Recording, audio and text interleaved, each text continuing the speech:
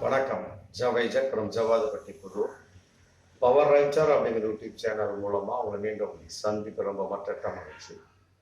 அத்தோட எங்கள் சேனலை சப்ஸ்கிரைப் பண்ணுங்கள், பெல் பட்டன் அழுத்த மறந்துடாதீங்க. அத்தோட எல்லாத்துக்கும் ஷேர் பண்ணுங்க. அதாவது தமிழர் முன்னேற்றப்படை தலைவி வீரலட்சுமி தெரிந்த ஒரு முகம்தான். சீமான் அந்த நடிகை விஜயலட்சுமி அவர்களை இடையில ஒரு மீடியேட்டர் மாதிரி ஒரு நடுநிலையல் மாதிரி ஒரு உதவி செஞ்சு அப்புறம் தன்னுடைய முகத்துல தானே கறி பூசிக்கொண்ட ஒரு சூழல். சீமானும் மதிக்கல, மற்றபடி அந்த விஜயலட்சுமியும் மதிக்கல. ஆமா, வீரலட்சுமிகிட்ட சொல்லாமே அவர் பெங்களூர் தரப்பிட்டு போயிட்டாங்க. அவர் செய்த காரியம் வீரலட்சுமியை பொறுத்த வரைக்கும் நமக்கு உடைய காதுக்கு எட்டுற வகையில உண்மையிலே ஒரு நல்ல ஒரு விஷயம்தான். அப்புறம் பின்னால அவங்களே வீட்டை விட்டு வெளியே போ அப்படின்னு வீரலட்சுமியை சொன்ன மாதிரி ஒரு தகவல். பிறகு அப்படி இல்லாமல் கிடையாது அப்படி சமாதானமாய் போன ஒரு வீடியோ போட்ட ஒரு தகவல். இந்த மாதிரிலாம் இருந்துட்டு அந்த வகையில சீமான் மேலேயே பல விதமான குற்றச்சாட்டுகளை சுமத்தினார் வீரலட்சுமி. அதெல்லாம் என்ன ஆச்சுன்னு தெரியல. அதன் அடிப்படையில் அந்த வீரலட்சுமி அப்படிங்கிறவர் தமிழர் முன்னேற்றப்படை தலைவர் வீரலட்சுமி அப்படிங்கிறவர் இன்னைக்கு பாஜக அண்ணாமலை மேல மிக பகிரங்கமான ஒரு குற்றச்சாட்டை சுமத்திருக்காங்க. அதாவது பாஜக மகளிர் அணி பொருளாளர் மாலினி ஜெயச்சந்திரன் அப்படிங்கிறவர் சும்மா ஒரு எல்ஐசி ஏஜென்ட்டா இருந்திருப்பாரு போல இருக்கு. திடீர்னு பார்த்தா ஒரு 3000 கோடிக்கு சொத்து. இது சம்பந்தமா ஒரு வீடியோ கூட நாங்க போட்டிருப்போம். 3000 கோடிக்கு திடீர் சொத்து என்னடா அது அப்படின்னு சொல்லிட்டு இந்த வீரலட்சுமி வாட்ச் பண்ணிட்டே இருந்திருப்பாரு. ஒரு 1500 கோடிக்கு சம்பந்தப்பட்ட ஒரு சொத்துக்கள் எந்த அளவுக்கு அவர் முறைகேடாக சம்பாதித்தார் அப்படிங்கிறதுக்கு நான் ஆதாரம் வைத்திருப்பேன்னு சொல்லி போட்டு ஒரு வீடியோ போட்டு நிர்மலா சீதாராமனுக்கே சவால் விட்டார். நிர்மலா சீதாராமன் இதுல உடந்தை அப்படிங்கிற மாதிரி ஒரு சவால் விட்டு வீடியோ போட்டார். அந்த வீடியோக்குள்ள இன்னைக்கு வரைக்கும் எந்த பதிலுமே கிடையாது. நிர்மலா சீதாராமன் இருந்தும் பதில் கிடையாது, போலீசாரிடம் இருந்தும் எந்த ஒரு பதில் கிடையாது. அப்படி ஒரு விஷயம் போயிட்டு இருக்கக்கூடிய சமயத்தில் இப்போ பாஜக அண்ணாமலை மேல பகிரங்கமான ஒரு குற்றம் சுமத்தி போலீஸ் கமிஷனர் ஆபீஸ்ல இன்னைக்கு புகார் கொடுத்திருக்காங்க வீரலட்சுமி. அதாவது அண்ணாமலையின் தூண்டுதல் பேர்ல என் நம்பரை தெரிஞ்சுக்கிட்டு நிறைய பேர் எனக்கு ஆபாச வீடியோக்கள் அமைச்சு என்னை கொலை மிரட்டல் பண்ணிட்டு இருக்காங்க, எனக்கு ரொம்ப மன உளைச்சலா இருக்கு அப்படின்னு சொல்லிட்டு பகிரங்கமான ஒரு குற்றச்சாட்டை சுமத்திருக்காங்க. அதாவது 1500 கோடிக்கு மேல 1500 கோடி, ஆமா 1000 மேல அவர் முறைகேடாக சம்பாதித்தார் அப்படிங்கறத இவருக்கு ஆதாரமா வச்சிருக்கிறேன் நான். அதை போலீஸ் கமிஷனர் ஆஃபீஸ் சொல்லி எந்த ஒரு நடவடிக்கையும் கிடையாது. மற்றபடி சம்பந்தம் பாஜக அண்ணாமலைட்ட சொல்லியாச்சு, நிர்மலா சீதாராமன் சொல்லியாச்சு, எந்த ஒரு நடவடிக்கையுமே இல்லை. அதே நேரத்துல கொலை மிரட்டல் மற்றபடி பாஜகவினரே எனக்கு இது வரைக்கும் 15 ஆபாச வீடியோக்கள் அமைச்சு என்னை தேவையற்ற முறையில பாலியல் சீண்டல் பாலியல் வன்கொடுமை செஞ்சுட்டு இருக்கிறாங்க. அதை நான் அண்ணாமலைக்கே சொல்ல எந்த ஒரு ஏற்பாடுமே கிடையாது. அதன் அடிப்படையில நான் போலீஸார் கமிஷனர் நான் கம்ப்ளைண்ட் பண்ணிருக்கேன் சொல்லப்பட்டு இன்னைக்கு பகிரங்கமா ஒரு பேட்டி கொடுத்துருக்குறாங்க. அதாவது ஐபிஎஸ் மூளையை பயன்படுத்தி ரவுடிகளாக இருப்பவர்களாக பார்த்து இவர் கட்சியில சேர்த்திட்டு இருக்காரு. மற்றபடி அமலாக்கத்துறையும் ஏவி விரட்டி இவர் கட்சியில சேர்த்திட்டு இருக்காரு. இப்படி இன்னைக்கு பகிரங்கமான ஒரு குற்றச்சாட்டு இவர் சுமத்திருக்காரு. அதாவது பல கோடி வச்சிருக்கக்கூடிய சில ரவுடிகள் தவறான முறையில கட்டாயமா சொத்து சேர்த்திருப்பாங்க. அவங்கள்ட்ட அமலாக்கத்துறை அனுப்புறதான் அண்ணாமலை இவர் சொல்றாரு. வீரலட்சுமி தன்னுடைய கம்ப்ளைண்ட்ல அமலாக்கத்துறை அமைச்சு மிரட்டுறது. உடனே யாரா இருந்தா தானே செந்தில் பாலாஜிக்காக தானே, செந்தில் பாலாஜி பொன்முடி, மற்றபடி எல்லாருக்குமே சேகர் பாபு மாதிரி இது சுரேஷ் பாபு மாதிரி ஒரு அங்கித் திவாரி கிடைச்சிட முடியாது இல்லையா? எல்லாருமே அங்கித் திவாரியா மாறிடவும் முடியாது. அதன் அடிப்படையில் மிரட்டல் சம்பந்தப்பட்ட வகையில் அவங்கள மிரட்டி அவங்கள கட்சியில வலுக்கட்டாயமா அண்ணாமலை சேர்த்து கொண்டு இருக்கிறார் அப்படிங்கிற ஒரு புதிய ஒரு தகவலையும் இன்னைக்கு போயிட்டு இருக்காரு. அதாவது ஐடி நிறுவனத்தில் நான் 5 முறை புகார் செஞ்சுட்டேன், வெவ்வேறு பெயர்களில், மற்றபடி வெவ்வேறு தேதிகளை ரெஜிஸ்டர் ஆன பல சொத்துக்களின் 1500 கோடிக்கு மேலான சொத்துக்களின் டாக்குமெண்ட் என்கிட்ட ஒரு ஆதாரமா இருக்கு. அது சம்பந்தமா ஒரு வீடியோ கூட போட்டேன். ஆமா, எல்லாத்தையும் வீடியோ காமிச்சார், வீடியோ போட்டாரு. அதன் அடிப்படையில் வந்து நம்ம போலீஸ் கமிஷனருக்கு புகார் கொடுத்து எந்த நடவடிக்கையும் இல்லை. மற்றபடி பாஜகவை சம்பந்தமா என்ன மிரட்டிட்டு இருக்கிறாங்க, ஆபாச படங்கள் அமைச்சு என்னை பகிரங்கமாக பாலியல் தொல்லை கொடுத்துட்டு இருக்காங்க, அதோட கொலை மிரட்டு பண்ணிட்டு இருக்காங்க அப்படிங்கிறது இன்னைக்கு தமிழர் முன்னேற்ற படை தலைவி வீரலட்சுமி வந்து இன்னைக்கு பகிரங்கமா அண்ணாமலை மேல குற்றம் சுமத்திருக்கிறார். ஆமா, இதுக்கு வந்து போலீசார் எந்த அளவுக்கு பகிரங்கமா நடவடிக்கை எடுப்பாங்க அப்படிங்கிறது தெரியல. அதே நேரத்தில் இன்னொரு விஷயத்தை நம்ம பார்க்கக்கூடிய சூழல் ஏன்னா அமர் பிரசாத் ரெட்டி பாஜக அண்ணாமலையினுடைய ஒரு நெருங்கிய நண்பர், கையாளை போன்றவர். அவர் வந்து இந்த போன மாசம் இந்த 19ஆம் தேதி இந்த கேலோ விளையாட்டு போட்டி தொடங்கி வைப்பதற்கு மோடி வந்தார் இல்லையா, பிரதமர் மோடி சென்னைக்கு வந்த சமயத்துல கூட்டத்தை சேர்க்கறதுக்காக வந்து தன்னுடைய டிரைவர் ஸ்ரீதர் மூலமா வந்து அமர் பிரசாத் ரெட்டி ஒரு பெரிய அமௌண்ட் கொடுத்துருப்பாரு. லேடிஸ் ஒரு 2-3 லேடிஸ் வகையில் ஒரு 4 லேடிஸ் நினைக்கிறேன். அது சம்பந்த வீடியோ போட்டிருக்கோம், வேணா அதையும் பாருங்க, போட்டிருக்கோம் வீடியோ.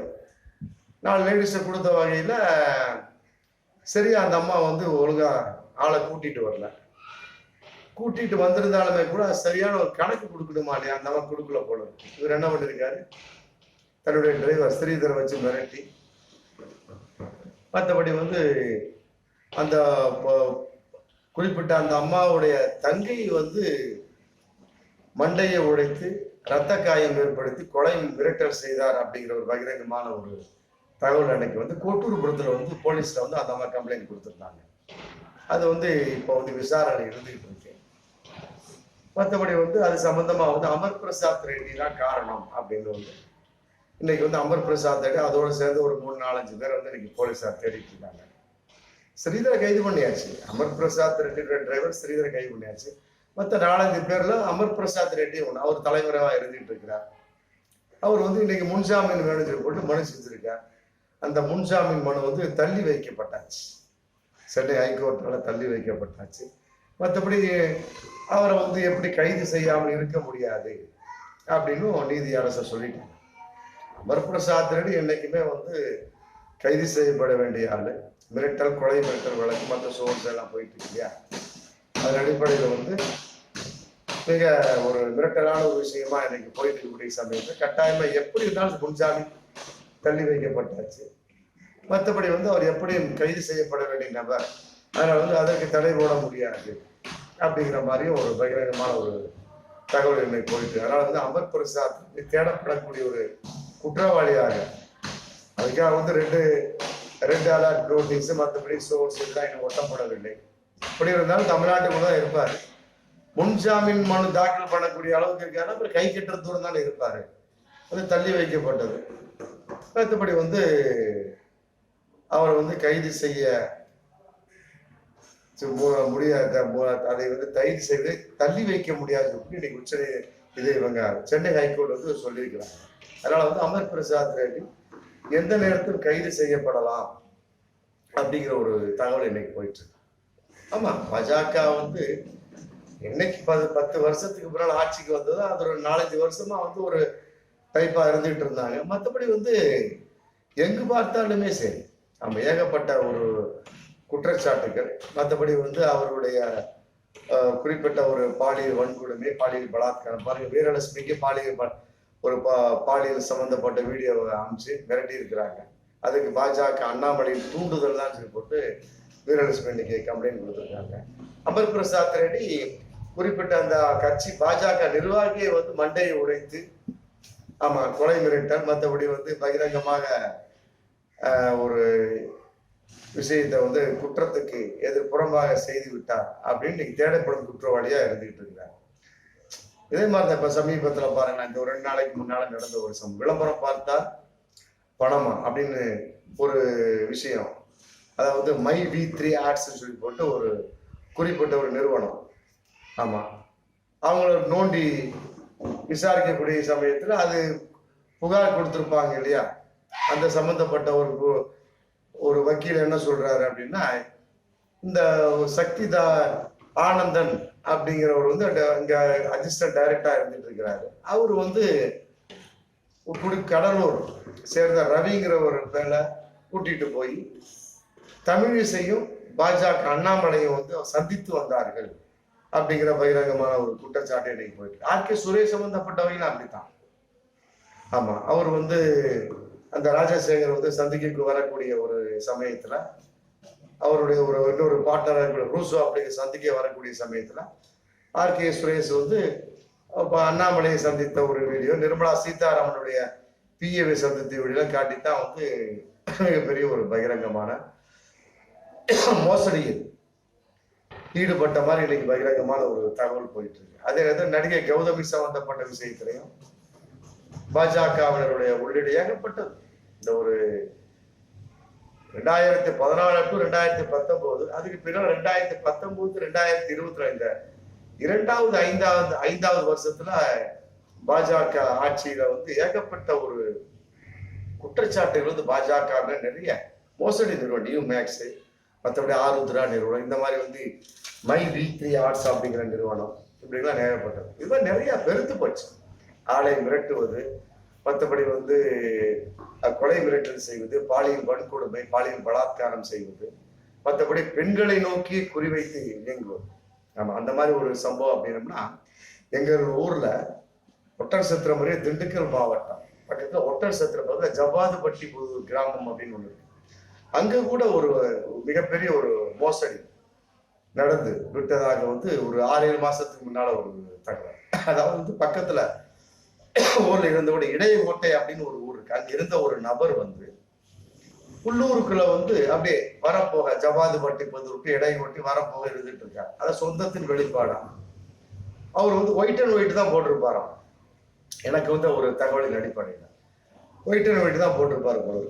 வந்து எங்க ஊருக்கு மேற்க இருக்கக்கூடிய ஒரு வேப்ப மரம் பக்கத்துல இருக்கக்கூடிய ஒரு கடையில உட்காந்து அப்படி ஒரு எண்ணெய் அவரை தெரியும் இவரை தெரியும் அப்படிங்கிற மாதிரி பகிரங்கமான ஒரு விஷயத்தெல்லாம் அப்படி அளந்து விட்டுருக்காரு. அதன் அடிப்படையில் வந்து அங்க இருக்கக்கூடிய ஒரு பல ஆண்களும் பெண்களும், கிராமம் தானே, ஆமா, ஆதாரபூர்வமா இதை கேட்க மாட்டாங்க.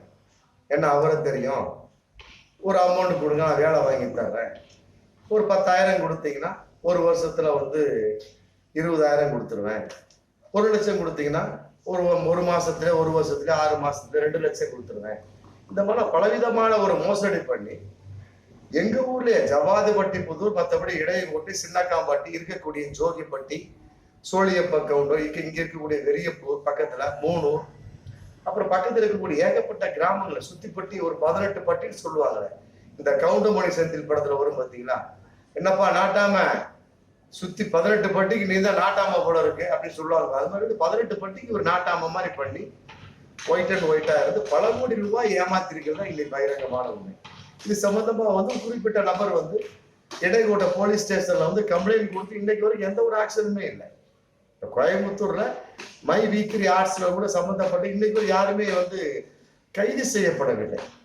அது சம்பந்தப்பட்ட ஒரு டைரக்டர் சக்தி ஆனந்தன் ஒரு பகிரங்கமா சொல்றாரு, எங்களுக்கு வந்து மக்கள் சக்தி இருக்கு, ஆமா, யாருக்கு நாங்க வந்து கேள்விக்கு பதில் சொல்ல வேண்டிய அவசியம் கிடையாது, நாங்க வந்து யாருக்கு பயப்பட வேண்டிய அவசியம்லாம் கிடையாது, மக்களுக்கு தான் நாங்க பதில் சொல்றோம் அப்படிங்கிற மாதிரி இந்த நபரும் வந்து போலீஸில் இடையகோட்டை போலீஸ்ல வந்து குறிப்பிட்ட ஒரு 2-3 பேர் கம்ப்ளைண்ட் கொடுத்துமே வந்து போலீசார் எந்த நடவடிக்கையும் எடுக்கவில்லை அப்படிங்கிற ஒரு தகவல கவலைக்குரிய விஷயமா இன்னைக்கு பகிரங்கமா அந்த கிராமத்தை சுத்தி போயிட்டு.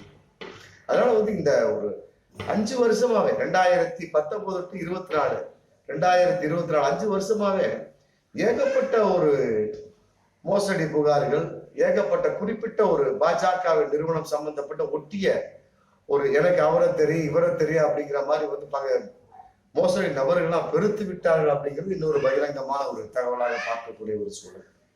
அதே நேரத்தில் இன்னொரு விஷயம் நம்ம இந்த வீடியோல பார்க்கக்கூடியதுன்னா என் மண் என் மக்கள் அப்படிங்கிற நடைமுறை போயிட்டு இருக்காரு பார்த்தீங்களா. இது அண்ணாமலை வந்து வரக்கூடிய இந்த மாசம் பிப்ரவரி 25ஓட நிறைவு செய்ய போறாரு போல இருக்கு. பல்லடத்துல வந்து நிறைவு விழா, ஆமா, 10 லட்சம் பேர் பங்கேற்கக்கூடிய அளவுக்கு ஒரு மிகப்பெரிய ஒரு நிறைவு விழா. அதுக்கு வந்து 5 லட்சம் பேருக்கு ஸ்டூல் போடுவார் போல.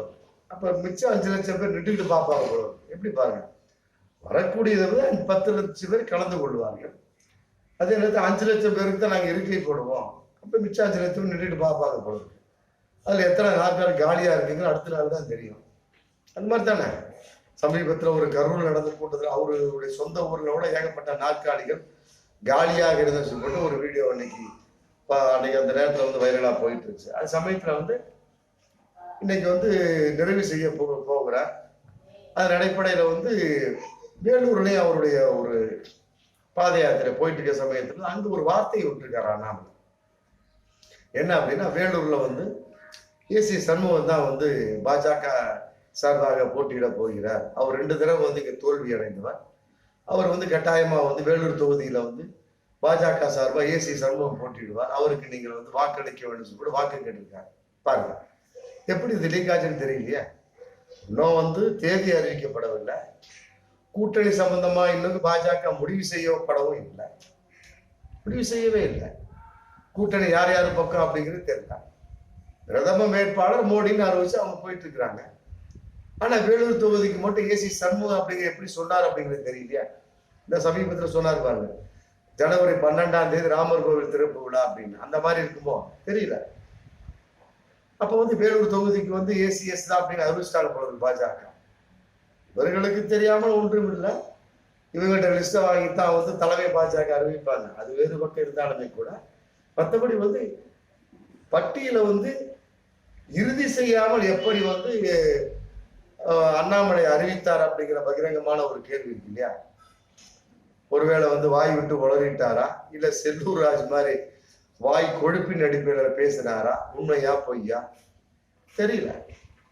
உண்மையில ஏகப்பட்ட ஒரு முன்னுக்கு பின்பனா முரண்பாடான ஒரு தகவல்கள், ஆதாரமற்ற தகவலா மற்றபடி ஆதாரத்தோடு தகவலா அப்படிங்கிறதெல்லாம் வந்து கண்டுபிடிக்கவே முடியல. இந்த 2014 இருந்து 2019 2024 வரைக்கும் அப்படிங்கிறதா வந்து பகிரங்கமான இன்னொரு தகவலாகவும் நாம் பார்க்கக்கூடிய ஒரு சூழல். மீண்டும் அடுத்த வீடியோவில் சந்திப்போம். நன்றி.